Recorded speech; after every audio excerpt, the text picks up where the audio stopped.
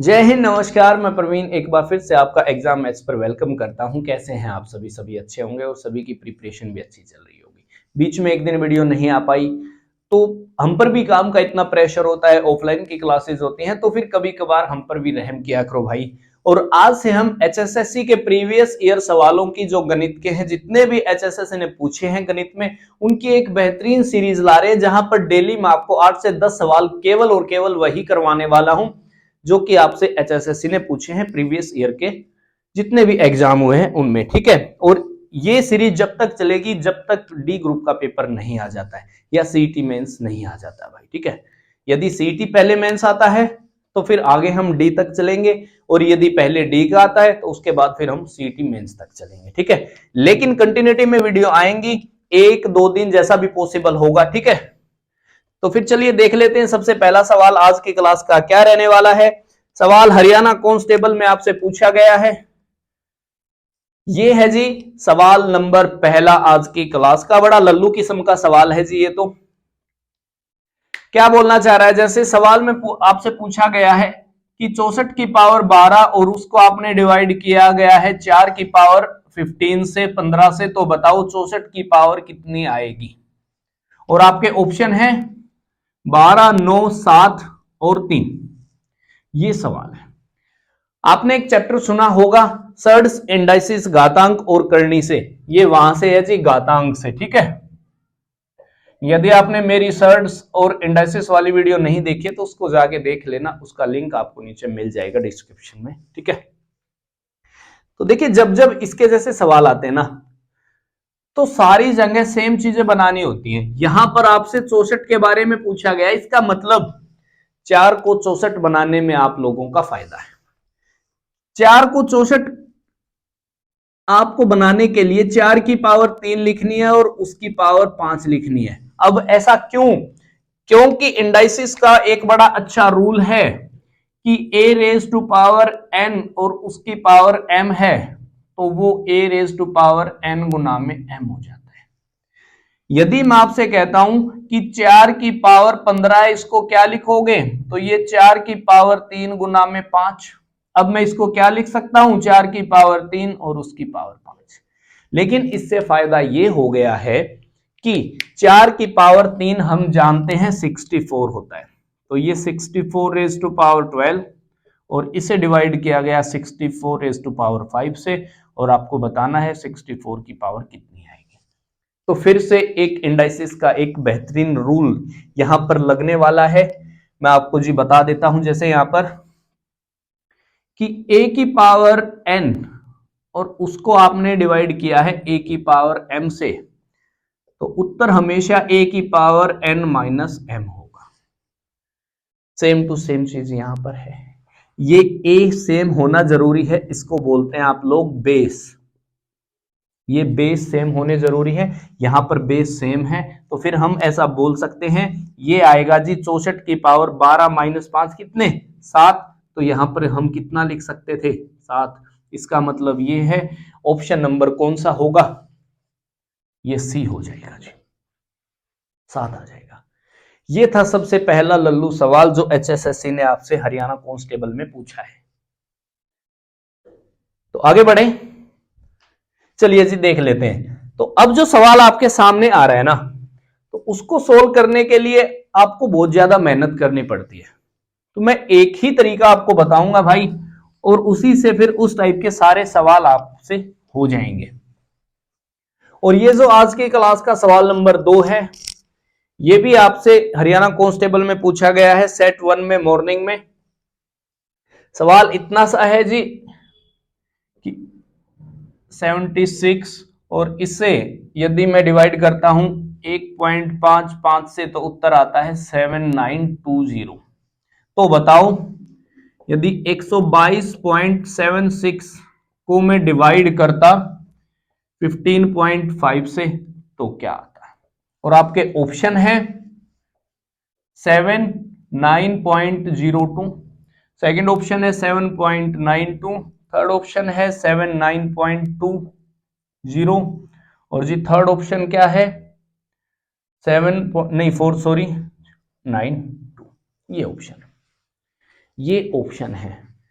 भाई अब यदि आप ज्यादा दिमाग चलाओगे ना तो फिर सवाल आपसे हमेशा गलत होगा। यार पहले जानो कि उसने क्या पूछा है। यार उसने आपको क्या दे रखा है 7920। इसका मतलब उत्तर हमेशा इन चार अंकों की सीरीज में होगा कि पहले 7 आएगा, फिर 9 आएगा, फिर 2 आएगा, फिर 0 आएगी। इसका मतलब यह हो गया कि यदि कहीं पर उत्तर में बीच में 0 है, जैसे यहां पर है, एक यहां पर है, यदि उत्तर में कहीं बीच में 0 है तो वो अपने उत्तर नहीं हो सकते, दो ऑप्शन तो वैसे ही खत्म हो जाएंगे। और आप यकीन मानना यदि दो ऑप्शन आउट हो जाते हैं ना तो ये बहुत बड़ी बात होती है भाई। तो अब इनको सोल्व करने के बारे में भी जान लो। जैसे इसको मैं क्या लिख सकता हूं, यदि मैं इसको इक्वेशन नंबर 1 मानूं और इसको 2 मानूं तो फिर क्या होगा। जैसे 122 76 और यहां पर मैं लिख देता हूं जी 155 और जो इसके बटे में 100 आएगा उसको यहां पर लिख देते हैं और इसकी वैल्यू है 7920। है कि नहीं है। इसका मतलब यह है कि जहां आपसे उत्तर पूछा गया है यदि वहां पर कोई ऐसी चीज आएगी ना तो उसकी वैल्यू 7920 होगी। तो अभी मैं जैसे सेकंड इक्वेशन को सोल्व करने की सोचता हूं तो यहां पर क्या बनेगा। जैसे भाई यहां पर होगा 122 76 बाय में 155, यहां पर 2 जीरो और यहां पर आएगी 1 जीरो। है कि नहीं। लेकिन आप एक बात देख रहे हैं ऊपर 100 आना चाहिए तो उत्तर 7920 आएगा। तो हमने 100 आप लोगों के लिए बना दिया, मैंने एक एक जीरो एक्स्ट्रा चिपका दी। तो अब क्या होगा, अब ये जो इतनी सी वैल्यू है ना आप लोगों के पास, इसकी वैल्यू तो 7920 है। इसका मतलब ये है कि 3 जीरो से उसे डिवाइड करना है। यदि 7920 को आप 3 जीरो से डिवाइड करते हैं 1 2 3 तो फिर आप ये भी बात जानते होंगे कि इकाई के अंक से 3 अंकों के बाद फिर डेसिमल लगेगा तो फिर उत्तर होगा 7.92 या 7.920। कहां है ये राजी। यही सवाल का उत्तर था, ऑप्शन नंबर बी हो जाता। तो इनको ऐसे सोल्व करते हैं। देखिए थोड़ी सी प्रैक्टिस की तो जरूरत रहेगी आपको। ये भी सवाल आपसे एचएसएससी ने पूछा है, ये भी सवाल आपसे एचएसएससी ने भाई पूछा है सीधा हरियाणा कांस्टेबल में। तो आगे बढ़े, चलिए जी आगे बढ़ते हैं, देख लेते हैं और अगला सवाल क्या रहने वाला है। ये सारे सवाल 2021 में आपसे सीधे पूछे हैं, सारे के सारे सवाल 2021 में एचएसएससी ने आपसे डायरेक्ट पूछे हैं भाई। जरा देखिए सवाल नंबर 3 आज की क्लास का क्या है। सवाल क्या बोल रहा है, 9 को 2 से भाग किया, फिर 27 से मल्टीप्लाई, फिर भाग में 9 और उसे डिवाइड किया गया है 18 भाग में 7.5 गुना में 5 भाग में 4 और इसका उत्तर आपको बताना है। आपके ऑप्शन है 6.8 2.5 4.5 और 5.7। ये ए, ये बी, ये सी और ये डी। तो देखिए, तो अभी आप पता है क्या सोचते हो कि 27 को मैंने 9 से भाग किया, 9 को फिर 2 से डिवाइड किया, वो आप लोगों की मर्जी है। लेकिन यदि आप रूल से चलोगे ना, एक रूल आप जानते हैं वी बोर्ड मास,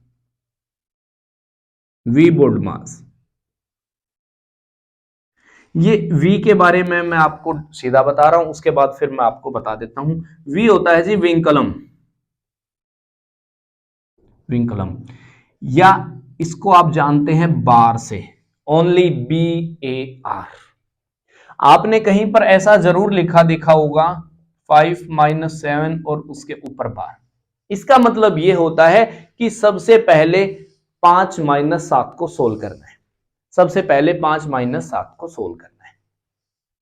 या इसका फिर ऐसा साइन होता है जी सबसे छोटी वाली ब्रैकेट जिसको बोलते हैं, ठीक है। ये होते हैं जी ब्रैकेट, ये होता है ऑफ, ये होता है डिवाइड, ये होता है मल्टीप्लाई, ये ऐड और ये सब्ट्रैक्ट। यदि सवाल में केवल ऐड और सब्ट्रैक्ट है, यदि सवाल में केवल और केवल ऐड और सब्ट्रैक्ट है, तो फिर आप उनमें से पहले कोई भी कर सकते हैं। लेकिन यदि इनके अलावा भी है कुछ, तो पहले उसको सोल्व करना पड़ेगा। तो इसको हम जरा सोल्व करके देखते हैं भाई सीधा। जरा क्या रहने वाला, जैसे 9 को मैंने डिवाइड किया 2 से, 27 को मैंने डिवाइड किया 9 से, और इसके नीचे जो लिखा हुआ है वो ये है, ये 18 है। 7.5 को आप क्या लिख सकते हो? 7.5 को आप लिख सकते हो जी 15/2, मतलब ये 15 यहां पर और ये 2 यहां पर, फिर मल्टीप्लाई में 5 और इसके भाग में कितना 4, यार कुछ ऐसा। यदि आप इसको भी सोल्व करना चाहो तो जैसे 5 दिए 15 होते हैं, ठीक है, 3 छीके 18 होते हैं, 2 दूनी 4 होते हैं, यहाँ पर कितना आ जाएगा? ये आ जाएगा जी 3। तो अभी जरा देख लेते हैं, जैसे 9/2 ये गुना में 27/9 और 1 3 यहां से आ जाएगा, तो यहाँ पर 3 आ जाएगा। तो ये 9 ये 27 से सीधा कट जाएगा, तो 9/2 कितना होता है? 4.5। ये रहा जी ऑप्शन नंबर सी, यही सवाल का उत्तर हो जाना। तो आपको सारे रूल पता होने चाहिए मैथ के। यदि आपको मैथ के रूल नहीं पता है तो फिर मैथ आपसे होगा नहीं, और मैथ के बिना आपका काम चलेगा नहीं, है ना। तो ये भी एक सवाल था जो कि आपसे हरियाणा कांस्टेबल में पूछा गया है, सेट नंबर 3 में, मॉर्निंग में। तो और क्या हो सकता है इस पर जरा देख लेते हैं। मिटा दें? चलिए जी, इसको हम मिटा रहे हैं। देख लेते हैं सवाल नंबर 5। सवाल ये है जी, ये रहा 1/1/1/1/1 कितना? ये 3। और ऐसा सवाल आप लोगों के सामने भी जरूर आया होगा कई बार। तो इनको सोल्व करने का एक बेहतरीन तरीका बताता हूं। बेहतरीन, जब यहां पर एक एक हर जगह एक होना और उसके बाई में कोई संख्या दे रखी हो, तो उस संख्या से शुरुआत करनी है। सबसे पहले उस संख्या को लिखना जैसे 3, जैसे 3। अब यदि 3 में 1 जोड़ोगे तो कितना? 4। अब क्या करना है? अब 4 में 3 को जोड़ोगे तो कितना? 7। अब 7 में यदि 4 को जोड़ोगे तो कितना? 11। ये उतनी बार करना है जितने कि आपको यहां से यहां तक चीजें दिख रही हैं, जैसे 1 2 3 और 4, 1 2 3 4। अब इतना करने के बाद सीधा उत्तर आएगा, जो सबसे लास्ट वाली संख्या है वो, और ठीक उससे पहली वाली संख्या है वो। यही तो उत्तर है, यही तो उत्तर हो जाएगा।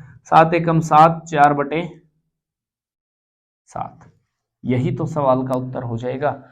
ऑप्शन नंबर सी हो जाता।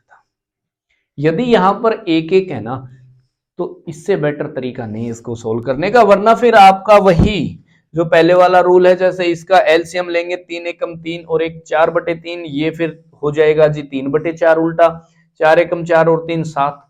उत्तर फिर भी वही आएगा। जैसे मैं एक और सवाल आपको बता रहा हूं इसके जैसा ही, ये जैसे ऐसे होता भाई, 1 जमा 1/1 जमा 1/3। यदि ये ऐसे होता ना, तो अब क्या होता? तो अब जैसे सबसे पहले तो 3, तो 3 में 1 जोड़ोगे 4। अब 4 में 3 जोड़ोगे कितना? 7। 7 और 4 11, 11 और 7 18, 18 और 11 कितने जी? 29। तो 1 2 3 4 5 6, 6 बार हमको ये काम करना है। 1 2 3 4 5 6, तो उत्तर कितना होगा जी? 29/18। यही सवाल का उत्तर हो जाना। ये बात आपको समझनी है, ये बात बड़ी इंपॉर्टेंट है भाई, ठीक है। और इसके जैसे सवाल एचएसएससी हमसे जरूर पूछती है। हाँ, फिर अगला कोई सवाल आएगा जब यहां पर ऐसा ना हो, तो वहां पर उसके बारे में मैं आपको जरूर बताऊंगा भाई, ठीक है। तो आगे बढ़े। चलिए जी, हम आगे बढ़ते हैं, देख लेते हैं आज की क्लास का अपना अगला सवाल क्या रहने वाला है। सवाल नंबर 6 आज की क्लास का क्या कहता है, जरा देख लीजिए। ये भी सवाल आप लोगों के सामने बहुत बार आता है और फिर आपसे होता नहीं है। जैसे सवाल क्या बोल रहा है, 0.000033 और इसको डिवाइड किया गया है 0.11 से, और आपको उत्तर बताना है क्या होगा। उत्तर आपको बताना है जी क्या होगा। अब इसको सोल्व करने में कौन से मंत्र पढ़ने थे आपको, आप एक बात बताइए। ये 11 तिया 33, मतलब उत्तर तो 3 में आएगा जिसमें 3 है, लेकिन 3 जो है वो सारे ऑप्शनों में है। अभी आप एक बात देखना, यहां पर 0 आएंगी 6 और यहां पर 0 आएंगी 2, 6 में से 2 0 घटेंगी तो कितना, 4। इसका मतलब यह है कि डेसिमल के बाद 4 अंक होंगे, डेसिमल के बाद 4 अंक होंगे। तो ये हमने डेसिमल लगा दिया 1 2 3 और 4, डेसिमल के बाद 4 अंक ऐसे बनेंगे जी, डेसिमल के बाद 4 अंक ऐसे बनेंगे। 6 में से 2 को हमने माइनस किया 4, इसका मतलब ये हो गया है कि डेसिमल के बाद 4 अंक आएंगे। ये हमने यहां पर डेसिमल चिपकाया और उसके बाद 4 अंक लिखे। 4 अंक का मतलब ये है कि हम 1 2 3 4 नहीं लिख सकते भाई, 0 भी अंकों में आती है, 0 भी अंकों में आती है। यदि आपने मेरी पहली वीडियो नंबर सिस्टम नहीं देखी है तो जाके वहां पर देख लेना, नंबर सिस्टम। वहां पर मैंने आपको बहुत बेसिक से ये बात बताई है कि 0 भी अंकों में आती है, 0 भी अंकों में आती है। ठीक है, जान पाएंगे इतनी सी बातें तो आगे बढ़े। चलिए जी देख लेते हैं। तो अब जो मैं 7वां सवाल ले रहा हूं ना भाई, उसके लिए आपको फॉर्मूले की जरूरत पड़ेगी। तो मैं आपको पहले ये चीज बता रहा हूं कि जैसे a की 3 माइनस b की 3 का फॉर्मूला क्या होता है। ये होता है जी a minus B, A square जमा बी स्क्वेयर जमा ए बी। यदि यहां पर जमा आ जाए जैसे a की 3 जमा b की 3, तो फिर यहां पर भी जमा आ जाता है a जमा b, और यहां पर आ जाता है फिर ए स्क्वेयर जमा B square minus A B. ये दोनों फॉर्मूले बड़े इंपॉर्टेंट हैं, इनको जल्दी से कॉपी कर लो। ठीक है, ये दोनों के दोनों फॉर्मूले बेहद इंपॉर्टेंट हैं, इनको जल्दी से आप कॉपी कर लीजिए। और जरा देख लीजिए अगला सवाल क्या है, 2.3 उसका क्यूब माइनस 0.027 और उसके बारे में कितना है जी 2.3 का स्क्वायर प्लस 0.69 0.09 प्लस में। ये आपसे पूछा गया है। यदि आपको ये फॉर्मूले याद नहीं है तो फिर आपसे सवाल नहीं होगा, आप उलझे रहोगे। आप एक बात बताइए, 0.027 को मैं क्या लिख सकता हूं, ये 0.3 का क्यूब है कि नहीं है। तो अब ये क्या बन गया है, ए क्यूब माइनस बी क्यूब बन गया है। और ये चीज क्या दिख रही है आपको, ये जो 0.09 है ये 0.3 का स्क्वायर है कि नहीं है। ये ए स्क्वायर, ये बी स्क्वायर, ये जमा में ए बी। इसका मतलब ये हो गया है कि यदि मैं आप इसको लिखना चाहो तो ये ए की 3 माइनस बी की 3 है, और ये जो नीचे है वो ए स्क्वायर जमा बी स्क्वायर जमा ए बी है। तो फिर उत्तर क्या होगा, तो आपका जवाब होगा सर a माइनस बी हो जाएगा। अब यहां पर a क्या है 2.3 और b क्या है 0.3, तो उत्तर कितना हो जाएगा, फिर 2 हो जाना था। यही तो सवाल का उत्तर है। अरे सबको सोल्व करने की जरूरत नहीं होती है, यदि आपको एक दो फॉर्मूला अच्छे से याद है तो। ये दो फॉर्मूले बड़े इंपॉर्टेंट हैं, इनको जल्दी से याद कर लेना भाई, जल्दी से कॉपी कर लो इनको। ठीक है,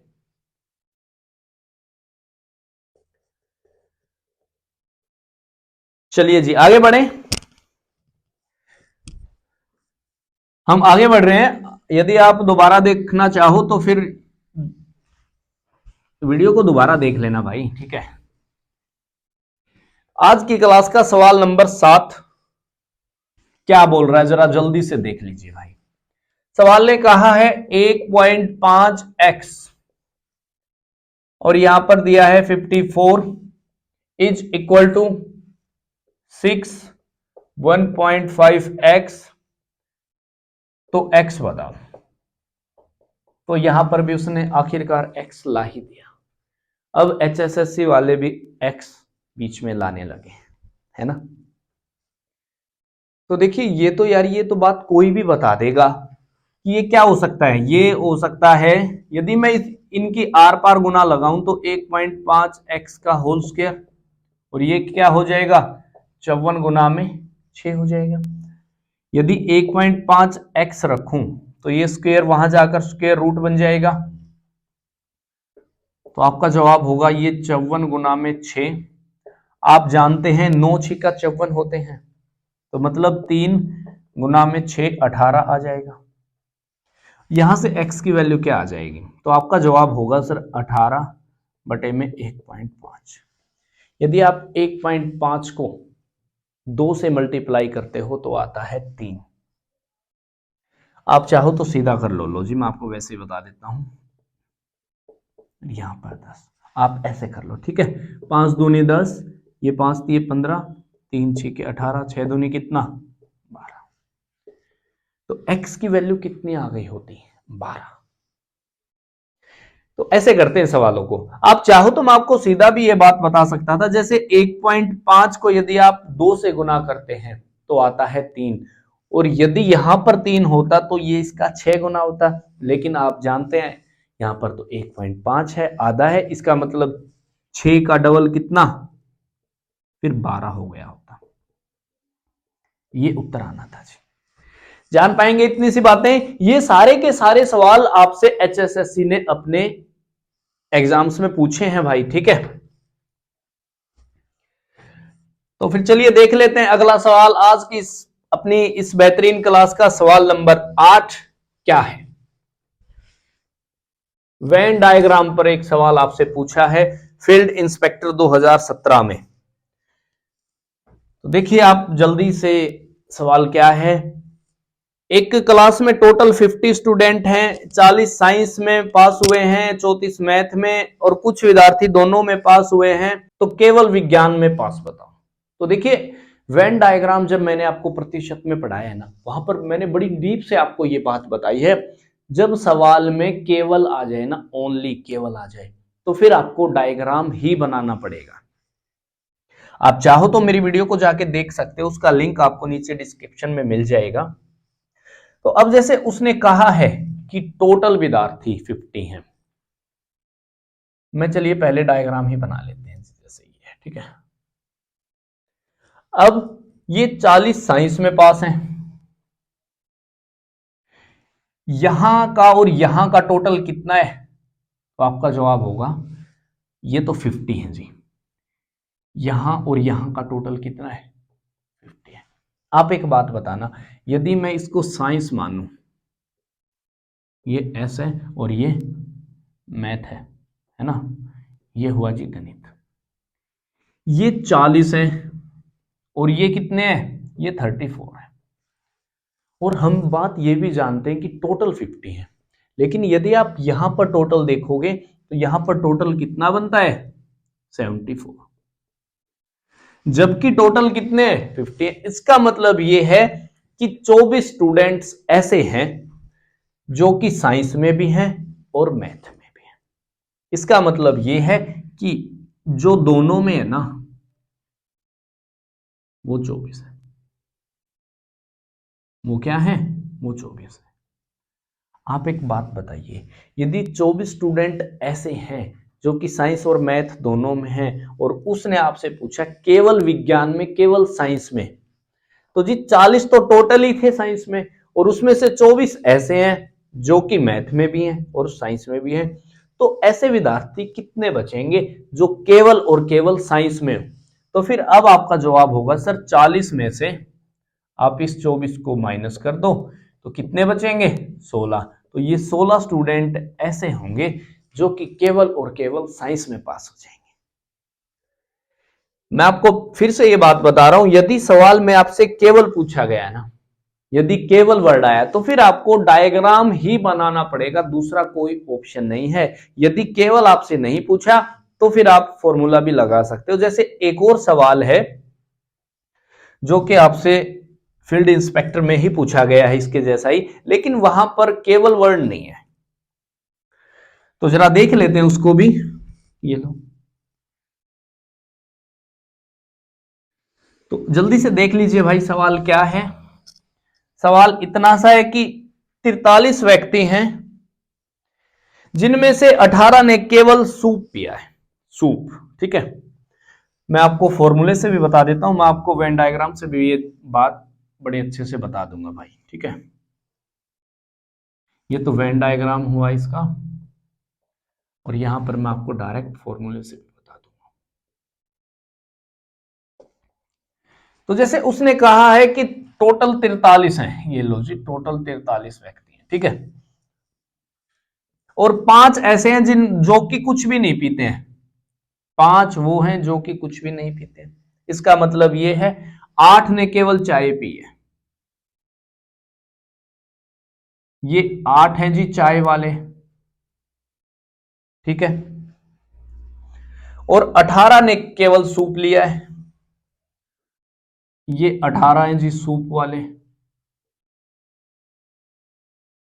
यार ऐसे बनेगा, है ना। तो अभी तो इसमें गड़बड़ है ना, अभी तो इसको हम ठीक जी करेंगे।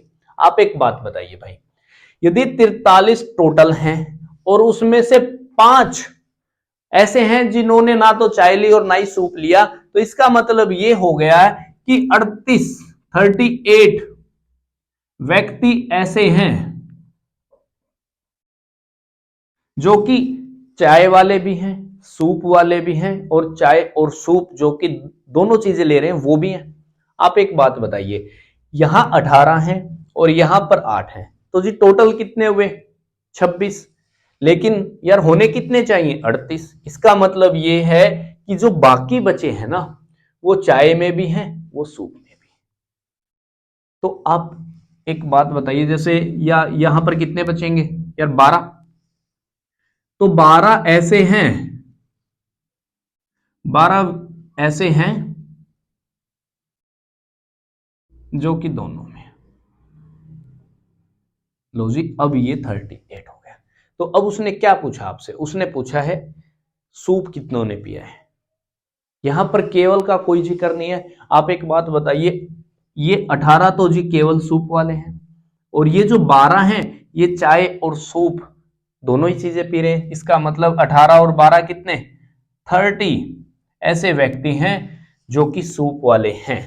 ऑप्शन नंबर पहला ही हो जाता, नहीं ऑप्शन सेकंड, सॉरी, ठीक है, ऑप्शन नंबर बी हो जाता।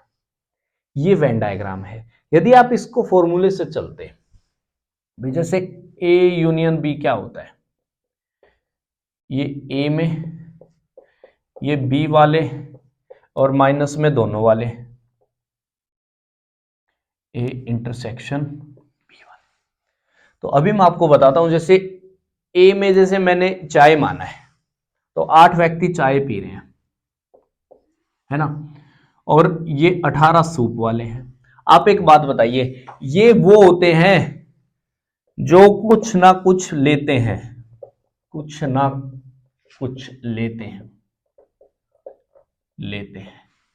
जैसे यहां पर 43 थे भाई टोटल, 5 ऐसे थे जिन्होंने कुछ भी नहीं लिया, तो इसका मतलब ये हो गया है कि 38 ऐसे हैं जो कि कुछ ना कुछ लेते हैं। तो अभी एक बात बताइए, ये वो हैं जो दोनों में हैं, दोनों में हैं, जो कि भाई दोनों में है, ठीक है, माइनस ए इंटरसेक्शन बी। यदि आप यहां से इसकी वैल्यू निकालते हैं ना, जो कि दोनों में है, तो आती है 12। आपसे सूप के बारे में जिक्र है, तो 18 और 12 कितने हैं? ये 30। ये फॉर्मूला आपको जब लगाना है जब सवाल में आपसे केवल का जिक्र ना हो या केवल के बारे में नहीं पूछा गया। तो बस आज के लिए हम इतने ही रखेंगे वीडियो को, तो फिर अगली वीडियो में मिलेंगे। जब तक के लिए आप अपना यार ख्याल रखिए और अपने एग्जाम की प्रिपरेशन करते रहिए।